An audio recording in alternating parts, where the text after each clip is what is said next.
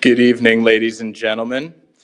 My name is Michael Glickman. I'm president and CEO of the Museum of Jewish Heritage, a living memorial to the Holocaust. I want to thank you all for joining us tonight on this very special evening of Yom HaShoah. 20 years ago, this museum was dedicated by survivors. Since then, we have welcomed more than 2 million people, emerged as the primary resource in New York for the teaching and learning about the Holocaust, and taken our place as the third largest Holocaust museum in the world. With the support of groups like our Young Friends, our impact continues to grow. I want to thank our Young Friends event chair, Miriam Leichtling, for helping. Thank you, Miriam. We can give her a round of applause. For helping to envision and create this evening's Remembrance program.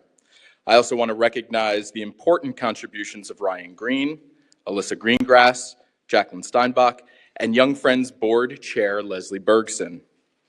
Over the weekend, the museum's annual gathering of remembrance, Beth Cooper, Michael Handman, Heather Rosenberg, Michelle Rosenblatt, and Alyssa Greengrass helped to ensure that the largest Holocaust commemoration event in the nation ran smoothly and was a meaningful experience for the 2,500 people who attended and the more than 100,000 people who joined us via live stream. In many ways, our Young Friends represent the future of this institution. We are very fortunate that these leaders of our community, under the guidance of museum staff member Lindsay Mallon, continue to demonstrate their dedication to our mission. On behalf of our entire community, I extend a warm welcome to Rabbi Wilds, who we'll hear from a little bit later, and our program partners, Manhattan Jewish Experience, with particular thanks to Atara Neuer. Holocaust survivors remain the core and driving force. It is an honor to have George Blank with us this evening. Let's give him a round of applause.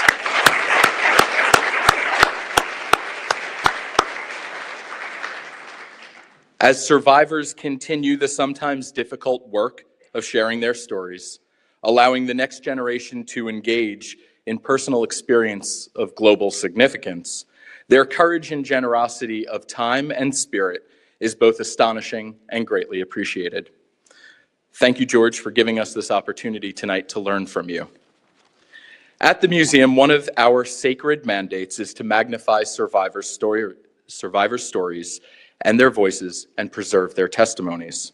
We offer as many opportunities for survivors to speak to school groups and members of the general public.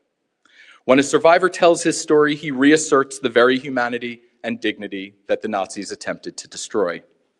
Never forget is both a call to action and a call to teaching. It's a call that this museum, our museum, answers each and every day.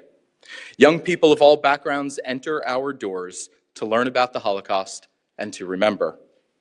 When survivors present their testimony, it's sometimes surprising and often rewarding to hear the questions that young students ask. Some questions are laser focused on the Holocaust history that has been presented. Students ask when and where, how did you feel, do you miss your family? Other questions show that students want to learn more about the human being standing in front of them. Do you like listening to music? How did you meet your husband? How did you feel the first time you saw the sea? None of these questions are beside the point, because the point, intuitively understood by so many of these children who visit the museum, is this: survivors are complex human beings who have had a range of human experiences. It is worth not only listening closely to what they've experienced during the Holocaust, but also getting to know them personally. The Nazis attempted to dehumanize and destroy the Jewish people. Every question from an engaged, respectful, and curious student visitor proclaims the humanity and dignity of the survivor they are lucky enough to be able to learn from. We owe it to our people, ourselves, and to our children to insist that when we mourn those who were killed and comfort those who suffered, we tell their story with precision, accuracy, and the utmost of respect for their human dignity. This is the museum's role. We remember the history of the Holocaust as a history of individuals, and this in itself is an act of resistance. Thank you for being here tonight, and thank you for undertaking the difficult and crucial work of remembering. I encourage you to come back often and regularly and take part in the many opportunities we are offering here at this museum. I'd like to invite Ryan Green, our Young Friends board member, to the stage to offer greetings. Thank you very much, ladies and gentlemen.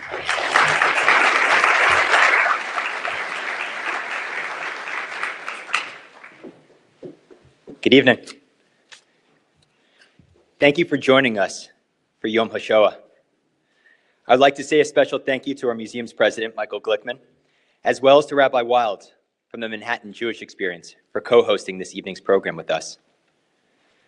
My name is Ryan Green, and I'm on the Young Friends board here at the Museum of Jewish Heritage. I attended my first Young Friends event 2 years ago in this very room.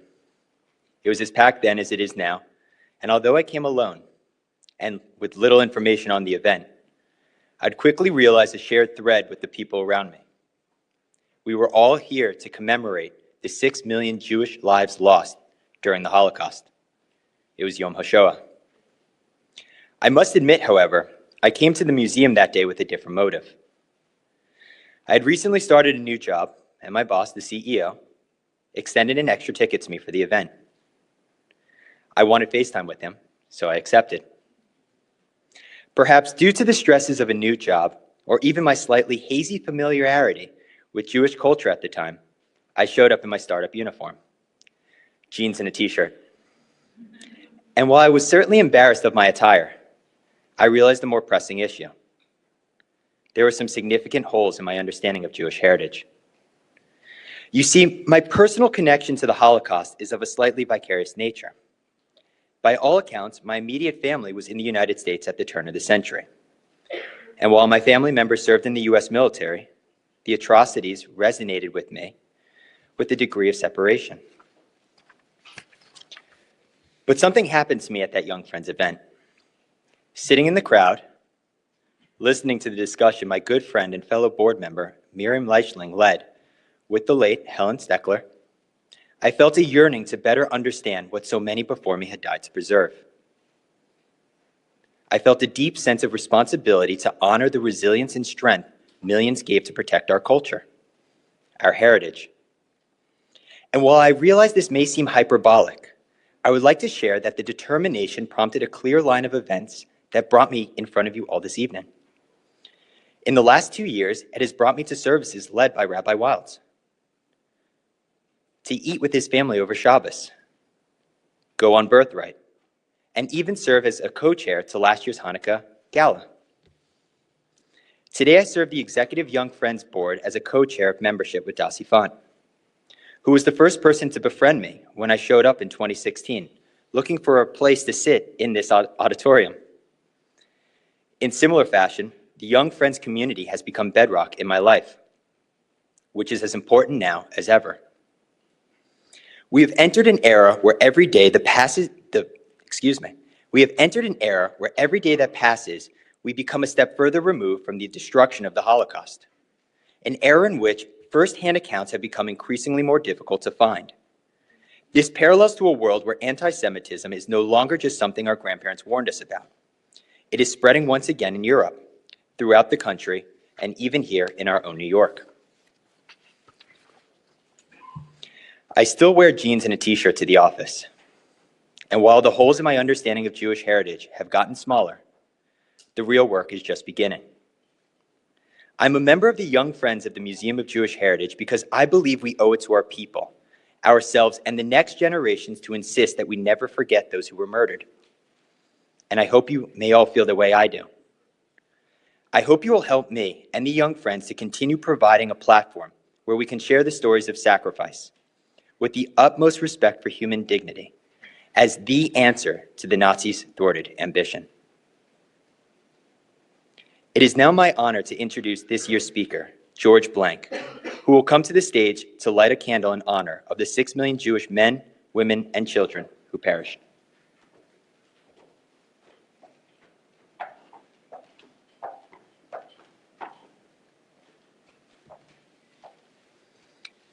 I will ask you now to join me in a moment of silence as we reflect.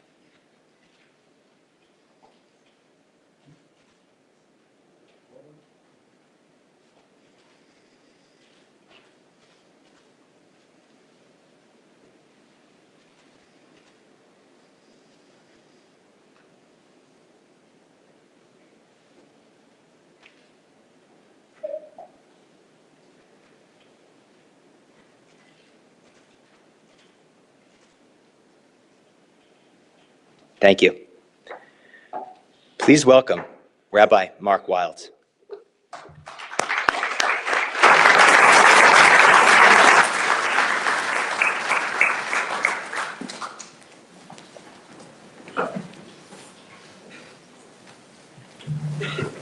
Nice to be on the stage with you. Thank you. Thank you, Ryan, and thank you all for being here and for helping to create the largest Yom HaShoah program for young professionals in New York City. It's pretty incredible. I want to begin by thanking Mr. George Blank, our honored guest. I am privileged to live in the same building with Mr. Blank on the Upper West Side, and we pray together at the same synagogue at the Jewish Center on the same block. And I want to wish him a mazel tov on the birth of yet another great-grandchild.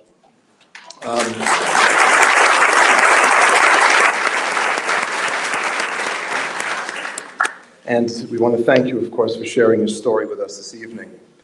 Thank you to Michael Glicksman, the CEO and president here of this extraordinary institution, to Lindsay Mallon, Development Associate at the Museum, for all of her coordination, and to the Young Friends Board. You can see what a difference that they're making with Ryan, and to the Yom HaShoah Event Committee, consisting of Alyssa Greengrass, Ryan Green, Jacqueline Steinbach, and Leslie Bergson, for all of their wonderful help and support in making tonight such a success. To our West Side director at MJE, Atara Neuer, who worked seamlessly with the Young Friends and the museum to market and support this event, and of course to Miriam, who both created and shared stories from a survivor for the last 6 years. Miriam is incredibly invested in this. She is a board member of the Young Friends. She's a former director at MJE and has invested so much of her heart and soul.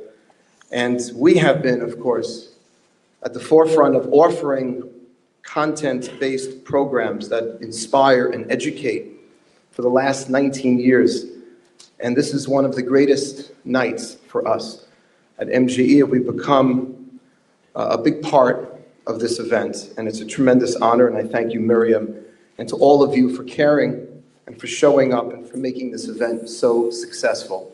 I want to recognize the presence of my colleagues, the MG educational staff, Ruthie Brafman-Schulman, Rabbi Jonathan Feldman, Rabbi Ezra Cohn, Rabbi Joshua Klein, our executive director, Chezi Jessen, Laura Kaler, and Hillary Forrest. One of my mentors and a rabbi who prays with Mr. Blank every Shabbat at the Jewish Center, Rabbi Benjamin Blech, who's a noted author, shared the following story. He said he was once browsing an antique shop on the Upper East Side of Manhattan with his wife, and they were walking by on Madison Avenue, and he spotted this beautiful silver seder plate in the window of the shop. He immediately recognized the seder plate even before he spotted the family name, which was clearly etched on the border of the plate. And then Rabbi Blech went on to share the story of a survivor, a man by the name of Shmuel, who was his congregant in his Oceanside synagogue for over 40 years. Shmuel shared to Rabbi Blech that on the day that the Nazis came to liquidate the ghetto, he made it to his home. He had a sense of what was to happen. And he wanted to make sure that something of religious value from his family would survive this. And so he took the most prized religious article, his family's seder plate. He went to the apple tree in his backyard and he counted 26 steps. 26 because that is the numerical equivalent or corresponding to God's Hebrew name, the Yud-Kei, Vav-Kei. And he buried his treasure, 26 steps from the apple tree. And he survived. Shmuel somehow survived as the only one from his family. And he went right back home. He counted those 26 steps. He retrieved the seder plate. And he used that seder plate on the next Passover. And when he came to the United States, he continued to use that seder plate each and every year. It became a symbol of his own liberation. And he proudly used it to celebrate dozens of Passovers until his own passing. Rabbi Blech now sees Shmuel's seder plate in the window of this antique shop. It's just a few months later after Shmuel had passed. And he goes inside and he asks the shop owner where this plate was from. How is it that this is for sale? The shop owner asks back, are you interested in buying it? And Rabbi Blech answers, yes, I am, but I first need to know how you came into its possession. And the shop owner responded bluntly. He said it was part of the sale of the contents of an estate by the children. The deceased was religious, but his descendants aren't. So they said they didn't really have any need for items like these.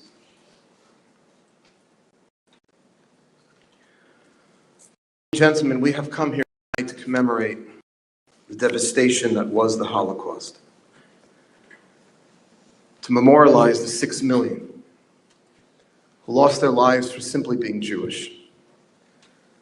But we're also here tonight to ensure that the rich Jewish life our grandparents and our great-grandparents lived does not die with them. We join tonight not only to remember those who perished, but to ensure that we never forget and we never dispense with the values by which our grandparents lived. The rich Jewish traditions that they observed, the seder plates they used on Passover, the menorahs they lit on Hanukkah, the tefillin they donned each and every morning. We in this room are the next generation, and it is up to us to ensure that the rich Jewish life that they lived is passed on, and so that the flame of Judaism that our grandparents held so dear does not extinguish with their passing. And by coming here tonight to hear a survivor who remained committed to his Jewish tradition, you ensure that the memory of the Holocaust is transmitted to another generation, but by living a Jewish life. Each and every one of us is engaged in something positively Jewish. We do something even more important. We give expression to the very Torah and mitzvot that our ancestors lived for centuries. And whether it's Shabbat, coming to any of MGE's monthly Shabbat dinners or any of the other dinners that are happening here in New York City, taking a class on Judaism, learning how to read Hebrew, visiting Israel and coming to Israel as often as possible. Last week in July, shameless plug, MGE is going. There is no better way to honor those whose lives were taken than by living that Jewish life yourself. And it is no coincidence that for the last 12 years, MGE has held its annual dinner in this venue. Not just because it's beautiful, and it is, but because we're all about celebrating Judaism in a positive, inclusive, and uplifting manner. Because Judaism is a religion of joy and of life. And we can never allow our enemies to cast a negative shadow on what Torah was meant to bring to our lives. I was so happy to hear my son just came back from Poland with a group of post-high school students. And I was happy to hear they didn't just visit the camps. It's important. They also in Krakow. singing the same songs that some of the great Hasidic masters developed there. So they could see not just how our ancestors were killed, but how beautiful the Jewish life they lived. Living that life ourselves is the greatest testament. And it does justice to our Judaism, which is supposed to suffuse every aspect of our existence with purpose and with meaning, with joy and with happiness. Ki hem chayenu va'orach yameinu, we say. Torah, mitzvot, is our life. It's the length of our days. It's what gives us purpose. And by being here tonight, you show how much you care about your past. And as we get involved more Jewishly, you ensure that we have a future, and that the Judaism our grandparents lived and loved continues to illuminate our lives and the world around us. The world needs our Judaism, and we need to continue to bring it, irrespective of what's happened to us. And I thank you all for being here, and again, to Mr. George Blank, welcome his wife and his family, Harriet, who's here with us as well, for honoring us with their presence. And it is my great, great honor this time to turn it over to Miriam and to Mr. Blank to share their story. Thank you. God, beautiful. Thank you for everything you do. Good evening. I want to thank the museum, George. I'm not allowed to call him Mr. Blank. That was his father. That's what I was told. The museum, my fellow board members, and for everybody for being here this evening. People often ask at the end of this event what my connection is. Were my parents in the Holocaust? And much like Ryan, they weren't. My family was here at the turn of the century, and they've been here in New York ever since. When I was about 12, I think I came across my first Holocaust book. It's not that my parents didn't tell me about the Holocaust, I just don't think I understood beforehand. And I read one book, and I read another book, and I think it was the first time I was ever obsessed with a subject that was not unicorns or gymnastics or science. And I could not get over the helplessness that so many of the people in the stories projected, and feeling like I couldn't do anything.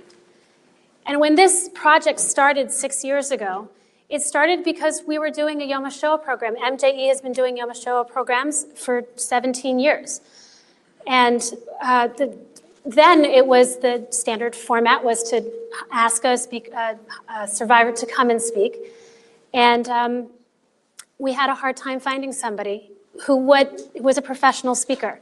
So instead, we found somebody who had a staff member, fellow staff person, whose aunt, who had never spoken in front of a crowd before, but she had an incredible story. And I figured, well, if she's not comfortable telling the story on her own, maybe we can sit down at a table in her house and she could tell it to me.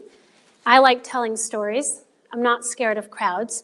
Maybe we can come up with a format where if she knows what questions I'm going to ask her, I can prompt her and we can tell the story together. The first year of that program, there were 80, 90 people. The next year, there were 120, 130. I think this evening, we're close in on 500 people. There is something to be told. Thank you. It takes a village, and everybody here is part of that village. MJE and the museum are the people who are making the vehicle available, but somebody has to come in and drive. That's what got this started. But then it changed. It has morphed since then. I get a chance to meet with survivors. I get to sit at their table. I get a chance to know who they are. And that influences who I am. In fact, the outfit I'm wearing today is in fact because of the late Helen Steckler, actually, who Ryan mentioned. I came in once to have tea, probably the third or fourth time we met. And she looked at me and she said, "That's what you're wearing. Your clothing is painted onto you. You better not wear that on stage." So Helen, this outfit is for you. It's allowed me to connect with people of different generations and to listen to stories.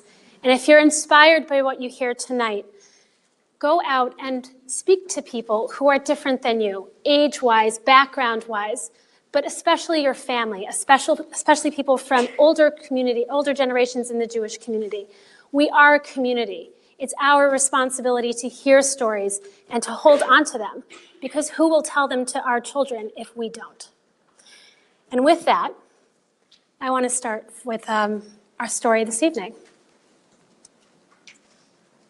As the time between the World War II, when it ended, and now, present day, we're finding that the stories that we hear about the Shoah are shifting. In the past, the stories that have been told here on this stage and at MJE were from the perspective of people who were in their tweens or in their teens when the war broke out. A lot of my questions had to do with what was like before the war. What was school like? What were holidays like? What was it like having a boyfriend in 1939? Personal accounts included those things. Tonight, however, the story is a little different. Tonight, we're exploring one man's journey told from the perspective of a child whose first memories are inseparable from that of the Holocaust because he was born only 1 year before the Holocaust began.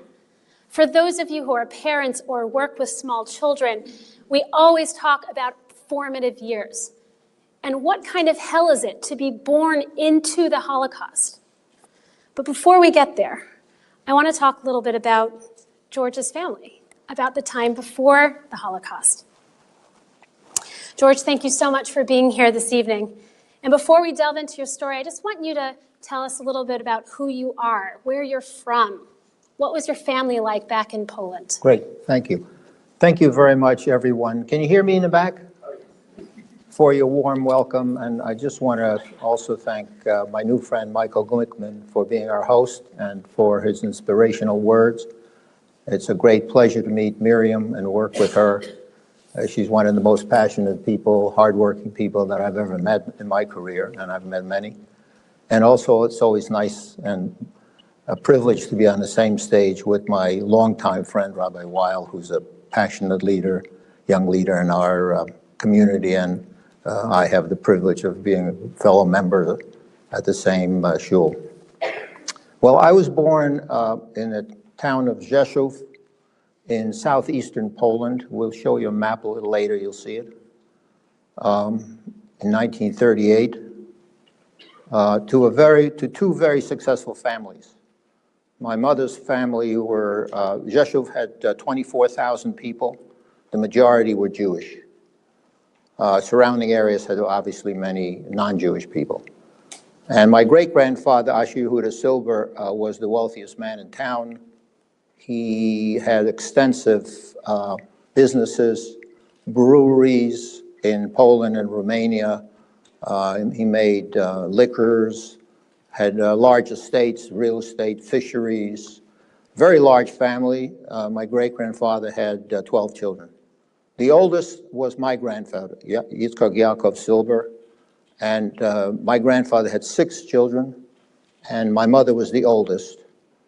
On my father's side, the Blank family, my great-grandfather, Shlomo Blank, was an orphan and built himself up and eventually started a very large and very successful factory for building farm equipment. Poland was an agrarian society, so there was a lot of need for reapers and plows and so forth. And he had a very, very large, and my father, who was an engineer, ran the factory for him. So both families were very successful, and they were also very charitable. My mother's family, the Zilbers, were Hasidic, but were very, very modern, which means they traveled, they had the means, they traveled, they were educated outside, and they were observant and extremely charitable.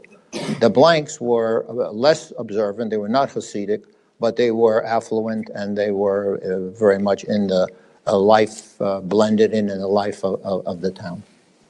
Thank you. By the way, this is a picture, the man on the right with a white beard is my great-grandfather, Asher Yehuda. So it's a famous picture. It's in several history books. And it gives you a little feeling of Jewish life in Rzeszów. Thank you. And how old were you when the war broke out? Yeah, I was 1.5 years old. September 1st, 1939, the Germans invaded Poland. By the way, I think there's a great benefit for you, as educated and as sophisticated and successful as you are. This is not a time for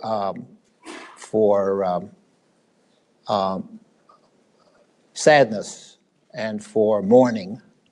This is a time for learning and using that, what we learn, to better ourselves, to reinforce ourselves, and to help each of us have better and greater lives.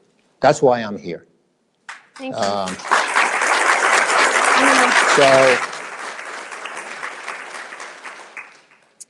So thank you. We're going to move with that in just a minute. There's so much to talk about. We could be here for 3 hours. We don't have 3 hours? We don't have 3 hours. We can, but they'll clean up after us. So I want to frame. Now, one of the things that I've had the pleasure when I've worked with George is that he's one of the most positive people I've ever. It has made research the story more challenging because he's always looking on the bright side. But as I dug into the story, I started to realize certain things, like to be a 1-year-old in 1939. We know a lot of people who survived the war were young.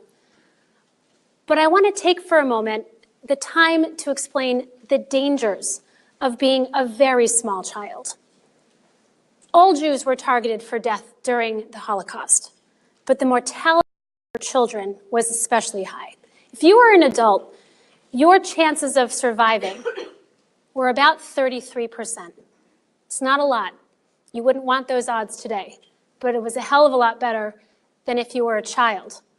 If you were between the ages of 13 and 18, you had a better chance. You could be chosen for forced labor.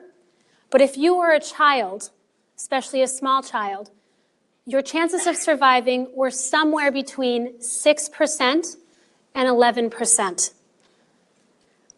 The pictures here, there are 101.5 million children were killed during the Holocaust. It's an unfathomable number. And anybody who has been here before knows is that I try to take the numbers and make them somewhat relatable. There are about 1.7 million Jews in the greater New York area. So if you were to take all of the Jews in New York, that's basically all the children that were killed plus a few extra. The number is outrageous. These are just a couple of the faces of children who passed away. As a particularly vulnerable group, children, they were killed because they weren't useful to the Nazis. If you were in the ghetto, you were called a useless eater. And Germans would go into ghettos and they would have children's actions. They would kill children simply to reduce the number of to eat. If you were a woman and you were pregnant and you had small children with you and you were sent to a camp, chances are you were sent directly to the gas chamber. First day. On the first day. If you were a child, you could have been chosen to be used in experiments. This is a picture of Nazi nurses who were taking children and exposing them to UV light radiation to see if you could make their hair lighter. I'm going to spare you the details of what it looks like on the other side of these experiments, but those pictures exist. It's terrible things. Women were taken directly to gas chambers. This is a picture of women and children right before they entered the gas chamber, and the only reason why that they were taken was because they were Jewish and they didn't serve any purpose as far as the Nazis were concerned. Now, the children who did survive, many of them survived because they could hide. You didn't look Jewish. You were small. They could put you under something, in something. You spoke Polish. You just had some luck. And that has a lot to do with George's story tonight as well, as we're going to hear. But as much as George smiles, know that for these children, their lives were fraught with danger. They were living in shadows. A single word. Now imagine, if you're a child, imagine taking a 3 or 4-year-old and saying, don't say a Jewish word. Don't say something about mom and dad back home. That's what these kids had to live with every day. That's what George's experience was every day. Now, in addition to that, and one more thing, if you bear with me, this is also really important to understand what was going on when George was just a baby. This is a picture of Poland. All right, this is a picture of Poland in 1939. In 1939, the Germans were in the western half of Poland. The Russians had annexed the eastern half of Poland. As soon as the Germans came into Poland, life was terrible for everybody, but especially the Jews. I know for many people, when you say Poland, they think ghetto. And they think people who were involved in the Holocaust the longest. And that's because the Germans were there initially. But that's not all of Poland. That was Western Poland. George's family lived in the southwestern or central part of Poland. And when the Germans took over, they moved east to a city, which is a city in many Hasidic. The only ones that had that idea. It's a city of culture. Secular people. There were already over Jews living there in 1939. And again, to give you context, there were about 75,000 Jews living on the Upper East Side. A large Jew, probably comparable culture, differences in etc. Now, when you moved to Poland in 1939, it was no cakewalk. People were sent to Siberia. Nearly 10,000 Jews were sent to Siberia. And ironically, survived the horrible winter horrors of Siberia. You had a better chance of surviving up there than you did staying in the ghetto in Lviv. And this is where our story nearly begins. In 1939, the Germans pushed into the eastern half of Poland. Now, before in Soviet Poland, there are stories, and again, you can Google search this, thousands of people waiting online. There was no food, there were no supplies. People were, the Soviets would take people and do terrible, throw you in jail, political prisoners, but they weren't out to exterminate. When the Germans marched in, they marched in June of 1941, and a couple of things happened within a matter of days. First, there had been prisons that the Soviets had that had thousands of people who were interned there, many of whom weren't even alive anymore.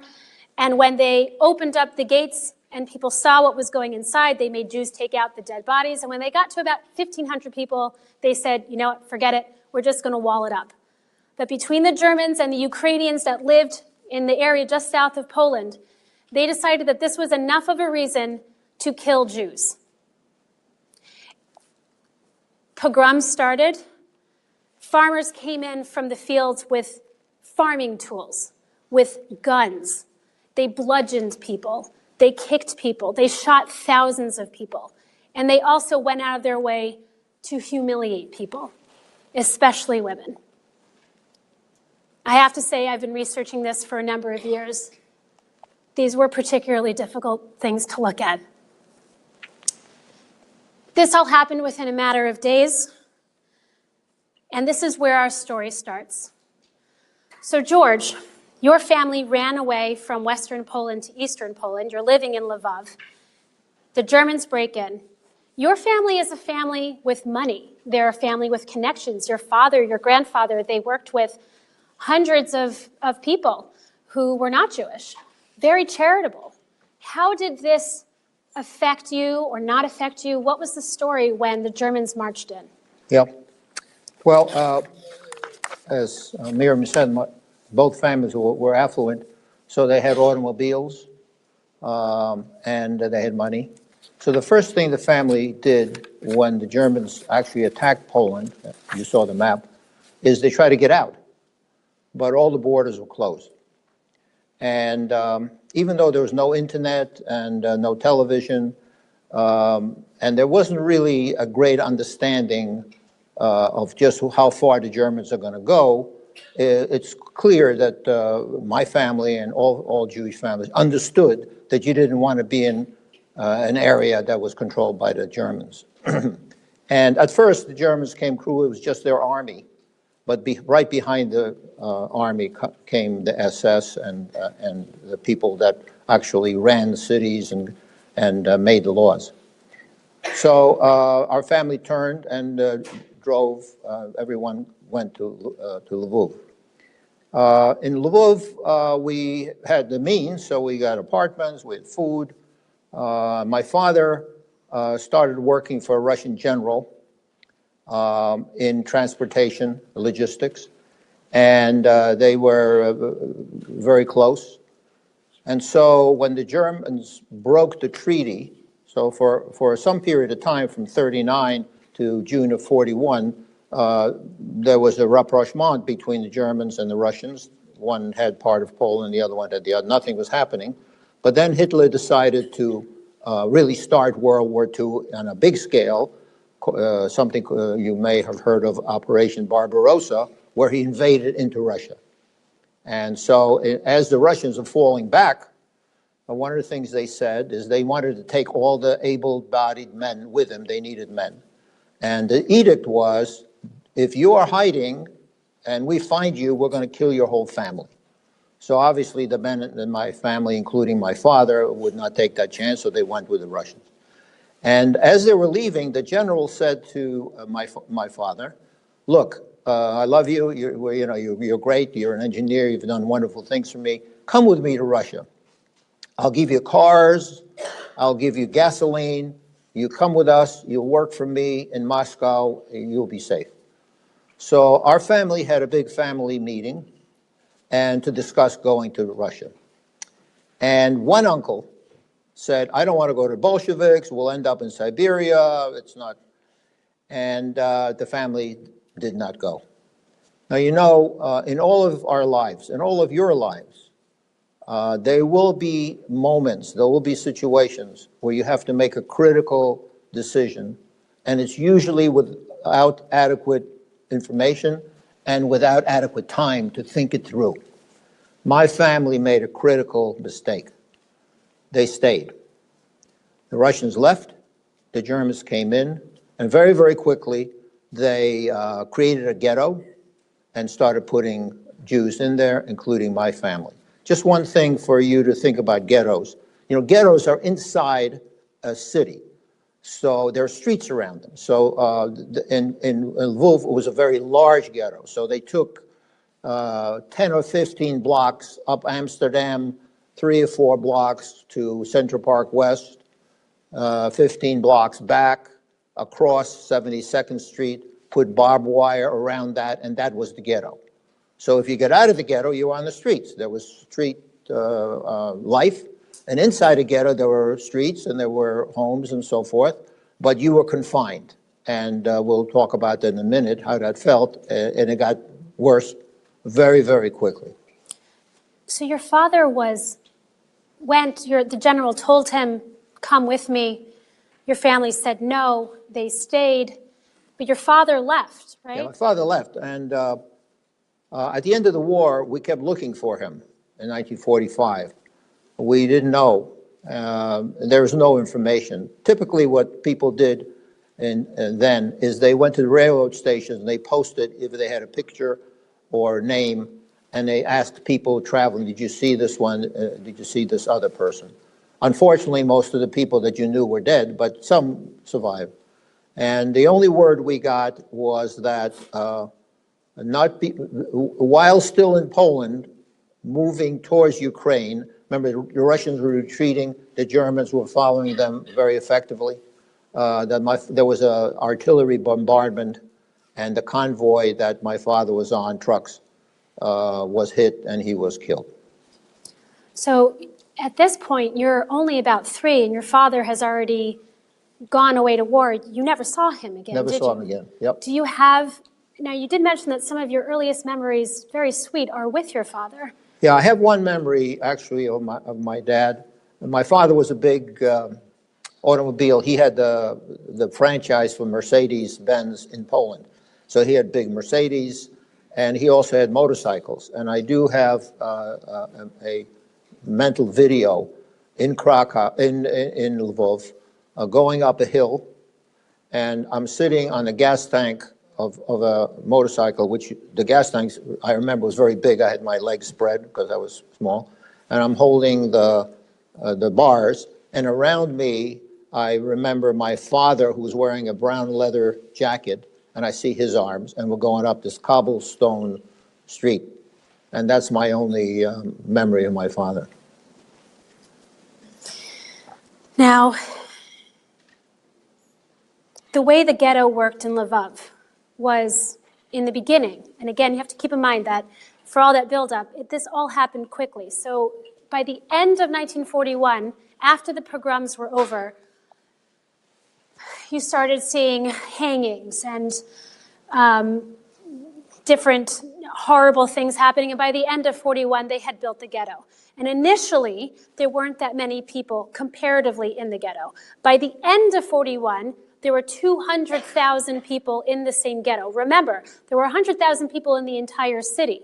By the time the end of the same year came around, there were twice that many in a small space. There was no food. There were terrible living conditions. And the majority of people who were in that ghetto were liquidated, I believe, in 1943. And after the war was over, where there were 100,000 before, 200,000 during, there were less than 900 people in the same city by the time the war ended. Now, in the beginning of the ghetto, George, is when you start to have memories as a child. Right. And while most of us have various memories of playing with kids or other early life memories, your first memories are actually quite scary. Can you tell us about that? Which is probably why I have them. Yeah. So our family was in the ghetto. We got an apartment in one of the buildings, and there was shortage of food. Now the Poles were allowed to come up to the barbed wire, any side of the ghetto, and sell food into the ghetto. So if you had money, which we did, we bought food. But as more and more and more people kept piling in, there were other people with money also, food was getting scarce. The food on the outside was plentiful, but you had to go out there. And any Jew caught outside the ghetto was immediately arrested, taken to the police station, and shot. But the family needed food. My mom was a very, very courageous woman. She didn't really think too much about danger, was not too afraid of anything. She was very pragmatic. The family needed food. Her son was getting hungry. She said, okay, I'll go out and do some shopping. You saw a picture in there with a woman, I know you all know about this, with a yellow star. So everybody had yellow stars on their coat. So my mom just took her star off. She looked Aryan, and she had so to speak, an ace in a hole. I had platinum blonde hair. I was 3.5 years old. I had platinum blonde hair. I looked like 5 Polish boys. So her thought was, I'm sure, that she would go out, and she was very feisty, so we went out, and she's holding me, and we go into a store, and for some reason, and you should also know this, that everyone had papers. If you were an Aryan, you had Aryan papers. You had papers on you all the time. The Jews did not have unless you had somebody who counterfeited for you. So my mom didn't have papers, and she was shopping, buying, and an argument between her and one of the women shopping there. And I don't know how it started, but anyway, the woman said, "You're a Jew." And my mom said, "I'm a Jew, you're a Jew." And while this is going on, a policeman comes out and he sees so he pulls both of the women out and me. I'm being pulled along. And the one woman shows the papers. He says to my mom, show me your papers. And my mom said, oh, you know, I left them in my other coat. He said, no, you didn't. And now he looks and he sees the outline of the star. You know, I'm here because of three things with you tonight. Number one, several miracles that happened to me, and I'll tell you about one right now. Number two, the really great courage of my mother. And number three, the heroism of my mother's youngest brother. She was one of six, he was the youngest. So the policeman had arrested us, and he grabbed my mom by the arm and pulled her through, and my mom is holding me, and we're going across. And people are stopping, looking at this. It's sort of a, novelty. And he's pulling us, and we walk across, on the way to the police station, we walk across a little park, which is very common in Europe.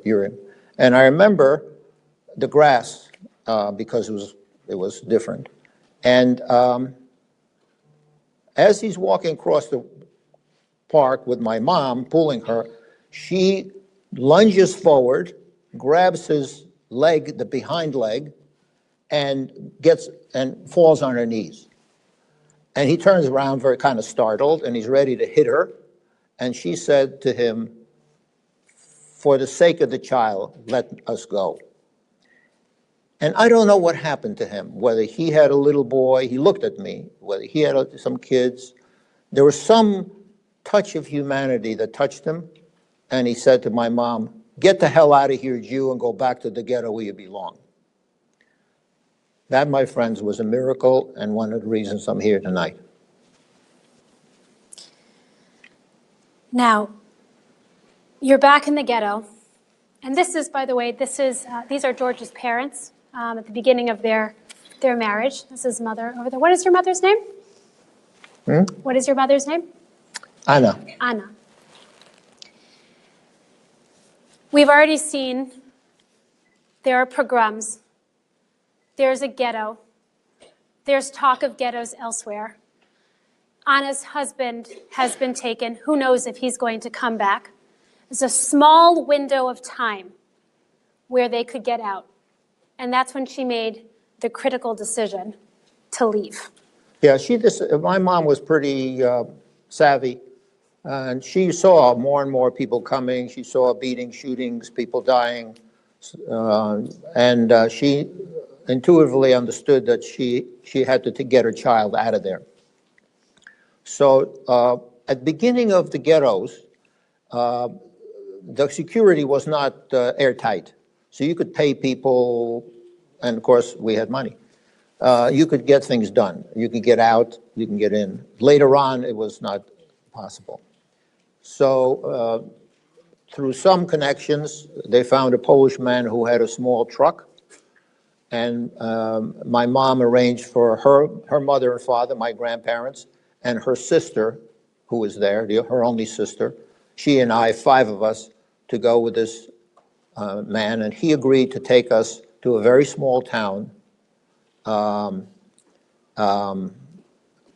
Zlochów, very small town, and the idea would be we'd disappear. We would rent an apartment, which we did, in a little 3 or 4 story building. I looked like every Polish kid. My mom put me in school. I played with the kids on the street. I remember my mom telling me that she was very upset because she kept giving me, she had a stash of candy and stuff for me. She brought from the Louvre, and I kept giving it to all the other kids. Life was moving on. Now, my grandparents looked Jewish. My mom did not. And I don't know what happened. Maybe a neighbor heard them speaking Yiddish. I don't know. But the neighbor called the police and said there's a Jewish family hiding here. Now, you all know, because you're sophisticated, that Poland just changed their rules, their laws, where if you criticize Poland for complicity in the Holocaust, you can get arrested and go to jail. I can tell you from this story, my life, that I believe that half of the Jews in Poland would have survived if it wasn't for the enthusiastic and focused assistance that the Polish population gave the Germans to find Jews. There are a large number of righteous Poles at Yad Vashem, if you visit them, but their numbers were unfortunately very small in comparison to the population. And you were placed in a ghetto. And again, interestingly about the city of Zlochów, from a child's perspective, this is the story. If you zoom out, Zlochów was often a detention center or a detaining city for Jews going to the camp called Majdanek. 1,400 Jews had already been moved out to other camps at this point, and the ghetto that George and his family were put into only had the remaining Jews who had not been sent to a camp. The Nazis were incredibly cruel to the people there. There are accounts from people who were in that ghetto where they made the Jews clean out the latrines with their bare hands. They made them jump up and down from their knees until they went unconscious. They made them bow down to Nazis. This was not a place where you were living inside a walled area. This was a hellish, small community of Jews that had not been yet liquidated someplace else. And at some point, they did want to liquidate. They did have an action. And that's where you have a second miracle that happened. Yeah, well, this was a small ghetto. So instead of being 15 blocks by 15 blocks, it was small. I think it had about 700 people when we were put into it. We had an apartment. We got into an apartment on the third floor of one of the buildings. And there were 3 families in this small apartment. And it was getting winter, and it was very cold. In Poland, when I lived in Poland, around Thanksgiving or a little before, it snowed, and the next time you saw the ground was in the spring. It was constant snow. So we were there. The apartment had a pot-belly stove with wood in the living room. My mother's youngest brother, whose name was Milek Silber, from my mother's side, was working for a German officer in town. My uncle was very, very street smart. He was he was like, whatever you needed, he could get it for you. And he was also very charming. So the German found him to be helpful, and he had him work as his manservant and sent him around town to do various things and gave him the authority to be around so he wouldn't be arrested. And in his work, my uncle heard that there was an action coming and that the Germans decided in that particular moment that they were going to close down that ghetto and they're going to kill everybody. Now, this is before the real efficient killing machine. This is before Zyklon B was invented. They were still shooting people. And shooting people, by the way, is expensive, which is why they went to the gas, because the bullets are expensive. And that's why, by the way, they very rarely shot young children under the age of 1, babies. They were just taken by their feet and hit them against the wall and kill them that way. And they were very matter of fact about it. I do remember shots in the ghetto where they would come in on an inspection, and if they walked down the street and they saw somebody they didn't like, they would shoot them. But it wasn't dozens and dozens and dozens. So now my uncle warned us that it was going to be eliminated, and he had a plan for us. He said, I'll get you the materials, and I want you to build a false wall in your living room. Build it right behind the pot-belly stove and put a little opening on the bottom where the wood pile will cover it. And when the action comes, go into this room. Don't tell any of your neighbors, and hopefully you'll be saved. So that's what they did. They built this, they halved the living room from right behind the pot-belly stove. And a day before we knew the action was coming, 30 men, women, and children, including our family unit, our 5 people, went inside. They brought some water, some utensils to go to the bathroom. And the last couple people reached on and they pulled the wood around the little opening so they wouldn't see it. If you saw Schindler's List, the movie Schindler's List, I'm sure you've all seen it. There's a scene in it, it's from the Krakow ghetto, where the Germans are going through at night looking for every apartment, and they're finding people hiding on the beds and in the closets, and they're pulling them out. So that's what they did in the ghetto. They went through our building, apartment by apartment, and all empty apartment. And the next 3 days, there was a lot of noise, a lot of and then it was all quiet. And we realized that we were the only people alive. In the meantime, my very, very brave and heroic uncle had found a farmer who had a farm deep several hours east in the woods. Eastern Poland is very, if you've ever been in Minnesota, upstate New York, Canada, very dense forests and occasional roads. The Germans went into the forest. They stayed on the roads. So the only people that were in the forest were partisan. There were a lot of partisan groups, mainly Ukrainian and Poles, and they were fighting the Germans, but they hated the Jews. So whenever they saw Jews, they would kill them instantly without really looking. And so this farmer agreed for payment to come to the ghetto, pick us up, and take us to his farm. So 2 days after the action was finished, my uncle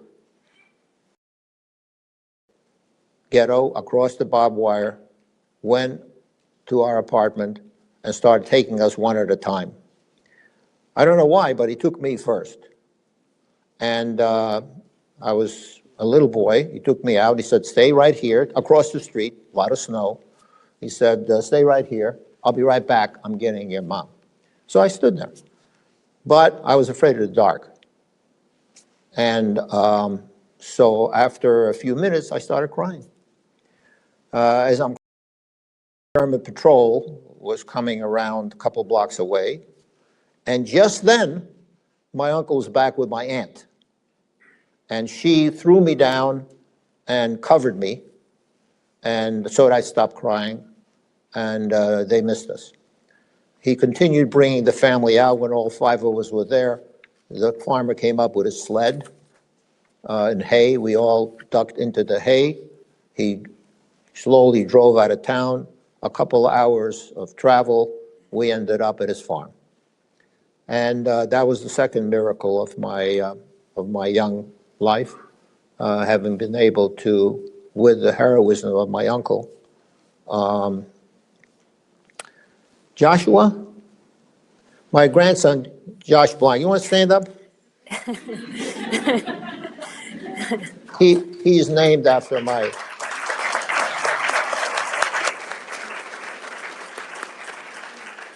He is named after my uncle, Milek. So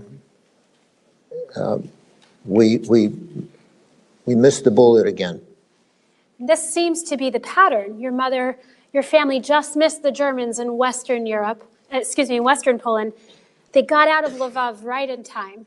They were able to hide in Rzeszów, and then Zlochów. And then now they're running away deep into the forest. Right.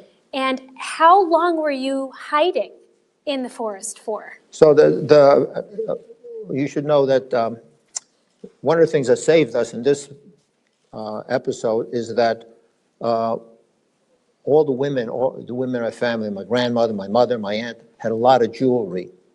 And what women would do is they would take the winter coat and sew the jewelry in a edge, all the edges around your coat, which is extensive, long coats. And so they would give the farmer a piece of jewelry every month. He would go to a nearby village, sell it for, I don't know, 10 cents on the dollar, whatever, but he'd get real money. And that's what gave him the impetus to take the risk that if the partisans came to his farm, the Germans wouldn't. And they saw us and they killed us, they may kill him. Now the partisans came into the farm every couple of weeks to get food. And they would come in, 6, 7 men, maybe women. They had weapons, and, they took whatever they wanted. Chickens, pigs, whatever. We were in hiding in this, and I'll give you a little feeling for what it was like, through 42, through 43, into the spring, early summer of 44. And what the farmer did, the farmhouse, but it had a dirt floor, and the walls were mud. And what he did is he made a room for us. It's not really a room, it's really a sleeping area where he had some cots against 2 walls where we would sleep. And we could walk around the farmhouse, which was like a one big room, although when somebody came, we'd have to go back high in the winter. In the summer, he had a big barn with animals, and the barn had a hayloft high up. And we would be in the hayloft, the 5 of us. He would take the ladder, and we'd pull it up, keep it up so there was no ladder. And the major tension and the major danger was as these partisan groups kept coming in. And we would have to stop. We have to watch out for them. We have to stop. And I was a little boy. And so, yes, we would be talking and so forth, but I couldn't move around. And Miriam asked me, well, what did your mother do with? Well, my mom had one book by a famous Polish author, fairly long book, and she read it to me cover to cover, and then like the George Washington Bridge, they painted, and when they finished, they start painting again. She just kept, so that by the time I was 5 and a half, I pretty much, my mom told me, I don't remember this, knew the book by heart. And that's how we survived. How long, now where you were at this farm, were you allowed to go outside, or were you inside the house only in the could not winter? go outside, had to stay in. We also had restrictions on food. The meat, the farmer had meat, but it wasn't kosher. We didn't eat it. My grandparents were very observant. I didn't know anything about observance then. But we ate some vegetables, a lot of potatoes, and I know my mom brought with her from Lviv a sack of flour so she could make special treats for me with flour. And that's pretty much what our diet was for 2.5, 2 3/4 years. We never saw a piece of bread. So again, and because you know me and context, when I heard this, I was peppering questions to George. What was it like? How did you not get bored? How did you stay quiet? And how big was the space? What are we talking about here? This is a small space. We all live in New York. The one good thing about telling a story in New York as opposed to anywhere else in the country is if I say it's a small space, you understand. Now imagine being in your apartment for 2 years. You can't go outside. Yeah, the farmhouse was smaller than this stage, than the green part of the stage. Okay, so in your studio apartment for 2 years. Now imagine being a child and you can't go outside. Imagine being a child and being told, don't say a word. Because if you say a word, if you squeak, if you play, if you drop your toy, and the partisans are in the barn, we're dead.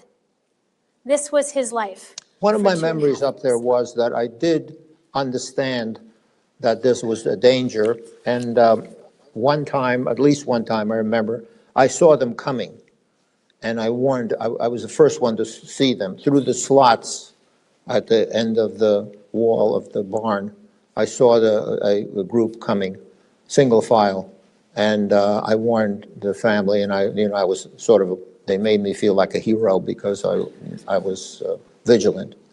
But somehow we got through it. Now, the farmer that took care of you, unfortunately, didn't make it to see liberation, right? He was killed at some point. And also, I want to mention that it's incredible that you were with your mother, your aunt, and your grandparents. And this is the part of your family that survived. Everybody else who stayed behind perished.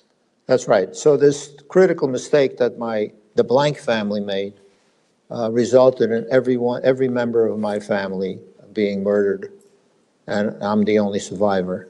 On my mother's side, which was a much bigger family, about half were killed. But the five of us, through a series of miracles and heroism, did survive and made it through the Shoah. Now, at the end of the war in eastern Poland, at least for George's story, ended in around liberation came in 1944. They're walking back because people walked or took trains, try to make it back. And at some point, the Germans had a quick burst of trying to fight back as the war they were losing. And they were stuck between the Germans to the east. The Russians to the east and the Germans to the west. And they're walking through fields on an active double front, which is incredible. Can you tell us a little bit about what that experience I have a was lot like? of memories there. It was very scary because they had artillery and a lot of explosions, and there were also mines.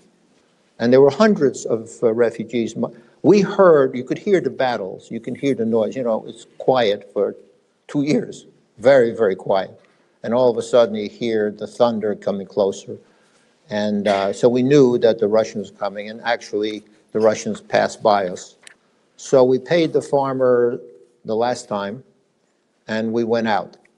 And this was late spring '44. Poland is a mud field, mud. You're walking in mud. And we're walking on this muddy road, and the five of us heading west towards our hometown.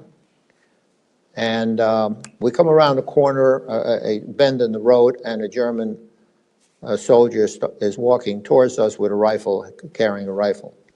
And, I'm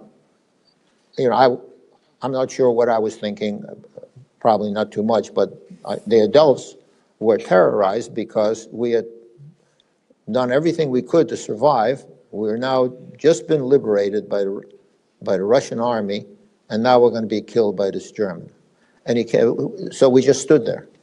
And he came closer and closer and closer, and we got very close to us. He looked at us and he said, "Don't worry, I'm Russian. I just borrowed this coat from a dead German." He took us to the Russian camp. You know, every army creates atrocities, but pretty much. I think Israel is an outlier from that. But the Russians love kids. The Russians were, when it came to children and so forth, were very kind. So I was 6 years old, I still had my lucky blonde hair, and they took us into this camp, and he took me to the kitchen, and I got a big loaf of black Russian bread. And I brought it back to where my family was sitting, and it was the first bread that we had had in 2.5 years. And I was walking around the camp, and all the soldiers were patting me on the head, and I realized that I had just survived the Holocaust. I don't think it's hard to imagine as that's your realization as a 6-year-old child. It's hard to imagine. Another thing that I find, you always hear new things, unique things when you speak to people. And one of the most surprising things about your story is that when your family finished coming back from the farm, you went back to your town. Like many places, and regardless of how much wealth you had beforehand, it was all nationalized, it was gone. And your mother decided to try to move on with life. And you were a Jewish child who had just survived the Holocaust, who had lived through actions and pogroms and hiding for years. And your first school was in Poland right after the war. Yeah, we got back to Rzeszów, and unfortunately, of the 14,000 people that were Jewish that were living there in 1938, only a couple of hundred had survived. But we were able to get an apartment in the building that we owned, that my mother and dad owned, and a small room, and we settled in.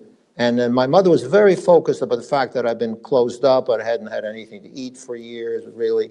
So she wanted to, expose me, give me fresh air, and have me with kids. So she put me in school. And this is hard to believe, but despite the fact that all the Jews were dead, pretty much, the kids would beat me every day. And when I ran home, they would chase me and throw broken bricks. There was a lot of bricks, buildings down and so forth on me. And I come home bleeding every day. And after a few weeks, my mom had to take me out of school. And I couldn't understand this because I wanted to play. I liked kids, I hadn't seen it. And they would taunt me.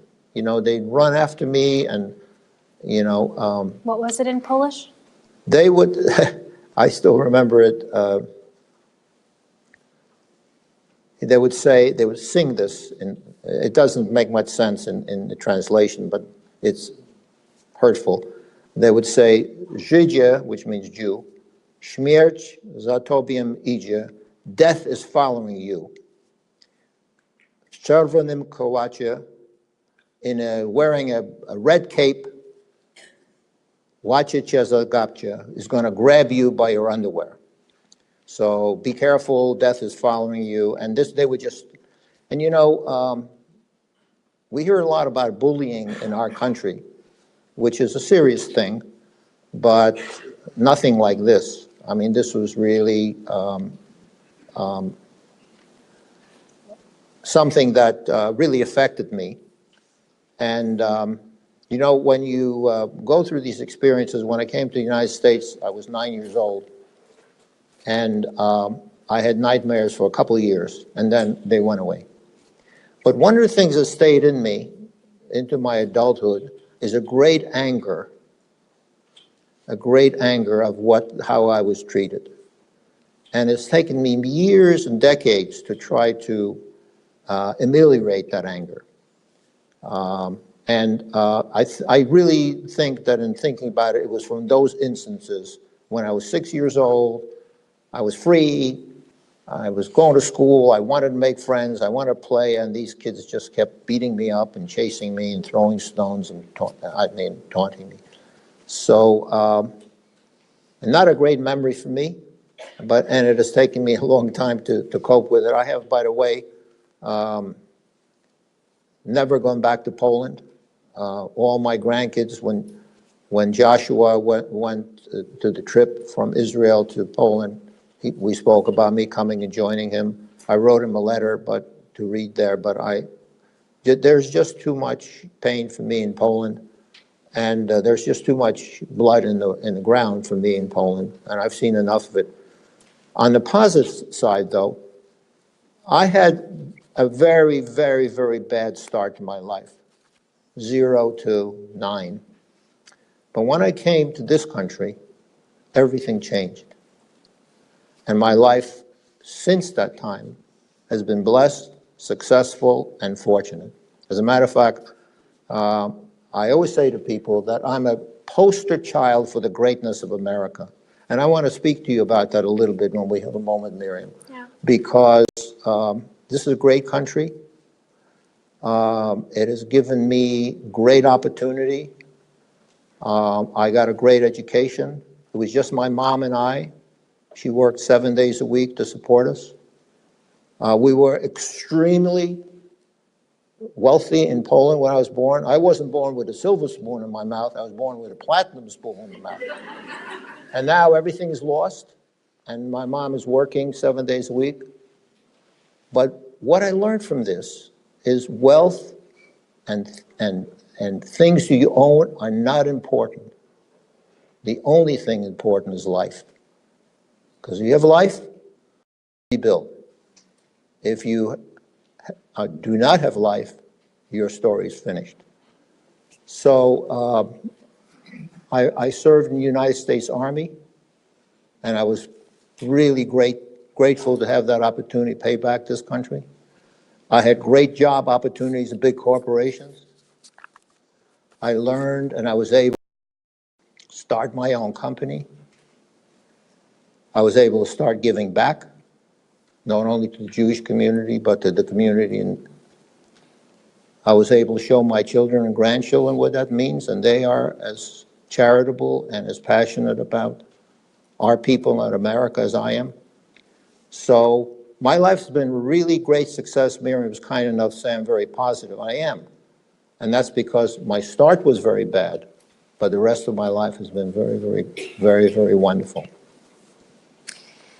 We just have a few more minutes, and two things I want to talk about. It's when in our conversations, you speak so much of your mother. And do you think that it would be fair to say that you were the thing that pulled her through, that kept her going? Yeah, I think so. My mom had only one.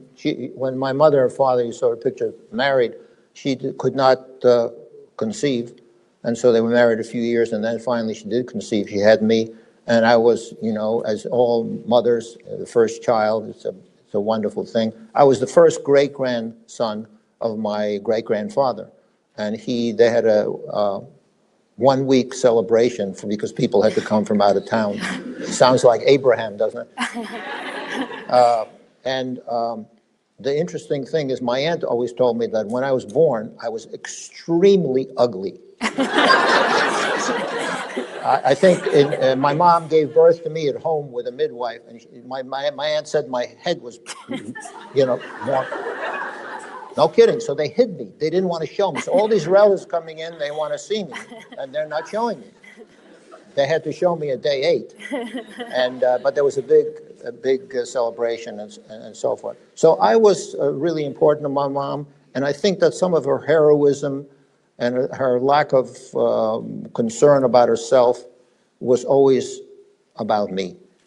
And I told, and you know, I grew up with just a single parent, but my mom was such a dynamic person, and she gave me so much that she was equal to 2. After we left Poland, where we realized there was no future for us, we went through Austria into France, and we stayed in France for a year. My mom met a Jewish dentist who was in Paris, very successful. He fell in love with her and wanted her to marry him. And it would have been a great match for her. France was sophisticated, they were rebuilding, there was a lot of future, he was successful. She did not accept his proposal because in her mind, she felt that America would be a better place, a better future for her son. And she went to an uncertain country with nothing because she felt it was good for her. So she was my wife Harriet disagrees with me sometimes about this, but I really feel that whatever gifts I have and whatever capabilities really came, the confidence came from my mom. She was a great woman, and everyone who met her and all the friends of my kids who met her still remember her. Thank you. Well, we are just about out of time. And what about the 3 hours you promised me? They took it away from me before. They said you were going to get bored. I don't think you would get bored. I'm not bored. Are you bored? I'm not bored. Okay, so we'll take another minute or two. Yeah? How long have you been married? So I met this very sweet 15-year-old girl on the west side. Her name was Harriet Tersch. We went to high school. We met in high school. Our high school was where the Juilliard School is now. It's called the High School of Commerce. We went out together for 8 years, high school and college, and then we married. So we've been married 57 years.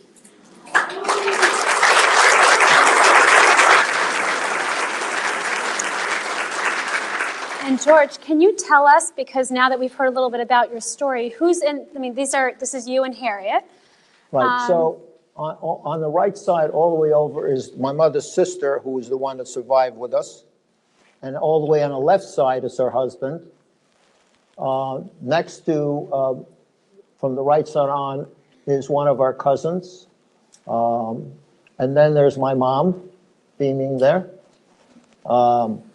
I'm very serious. And next to them are the woman is, I told you my great-grandfather had 12 children. She is one of his daughters, Bella Feinstein. She was the Eleanor Roosevelt of our family. They came in 41, got out of Vienna. He became very successful here, and they were the ones that were supporting and sending care packages to Europe. And when I got off the boat in December 1947 with my mom, we docked in New York, there was Uncle Adolf and Aunt Bella and Mike, their Afro-American chauffeur. It was the first black person I ever saw in my life, and I fell in love. And my whole life, I've been extremely pro Afro-Americans. It's because of Mike. Now, another thing I love to see is you hear these stories of survival, you hear these stories of heroism, you hear these stories of grit, and you hear about all the people who are lost. And it never fails to make me emotional to see the families that come afterwards. And can you talk a little bit about? So we are here. This is last October in Israel on the Carmel Mountains, about 15 minutes south of Haifa. There's a organization which is the most successful organization in saving teenagers that are at risk, immigrants, and this is at their original village, and now have 37 villages and high schools, all for kids at risk, including 5 that are all Arab schools, Israeli Arab. And my father and my uncle were great soccer players in Rzeszów. And so Harriet and I thought the kids did not have a soccer field and they love soccer. So we built them a high-tech soccer field and dedicated it to my father and my uncle. I also want to tell you that just a couple weeks ago, we had the great blessing of our 3rd great-grandchild being born. His father is here. Noam, you want to stand up?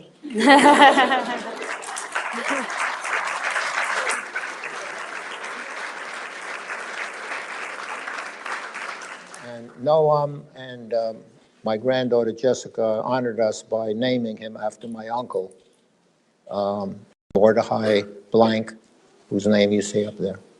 So I think, I hope you're getting the sense that very often at a tragedy, there's great blossoming and success. This has been the story of our people for 3,000 years. And I want to just, if I have another minute, mention a couple of things to you. Because being here should be beneficial for you. As I said when I started, there should not be a mourning and a negative. We do have to remember, we are a people of the book, we have to remember, but there has to be some value out of it. So I want to make 2 points for you. You're a successful, educated, young group of Jewish Americans. You're living in a great democracy. You have great opportunities. And you are knowledgeable by the world news, maybe too much today. But I want to caution you that the history of our people is that there's a lot of evil in the world. And you're desensitized a little bit by living in this great democracy, even though we do have crazy things happening, but not so much as outside in the world. And there's a lot of evil in the world. And if you look at our history for the last 3,000 years, our people have been blessed and successful and the envies of others when we had our homeland. When we didn't have it, we were victims spread around the world. When we regained it, we again became a proud people. Regardless of how you look at Israel or whether you've been there or not, I want to tell you there's a connection between the Jewish people having their own homeland, you don't have to live there, and their success and security. So whatever you do in your lives, whatever you think of, whatever criticism you have, Israel is a democracy, just like ours is not perfect. They make mistakes. Make sure that you understand that even in this country, with the liberties and the freedom and opportunity you have, Israel is essential to your future success and safety.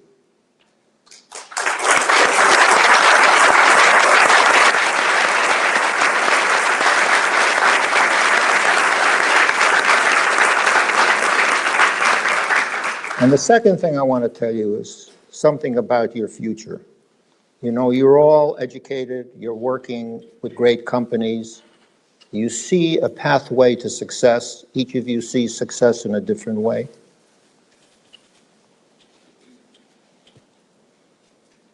There were so many wonderful young men and women just like you who were cut down at the beginning of their lives. You are their replacements. You are not only standing on the shoulders of the great people that came before you and your families and others, but you're also their replacements. They never had a chance to succeed in the greatest sense. They were just getting started. You have the opportunity to succeed for yourself and for them. So don't forget your greatness. Don't forget what you could achieve, and think about what they could have achieved, and let that be a motivation for great success in your lives. I want to wish all of you great success. I want to wish you the ability to outperform anything you ever imagined for yourself, because it's possible. And I want to wish you great health and happiness in your lives. Thank you. Thank you.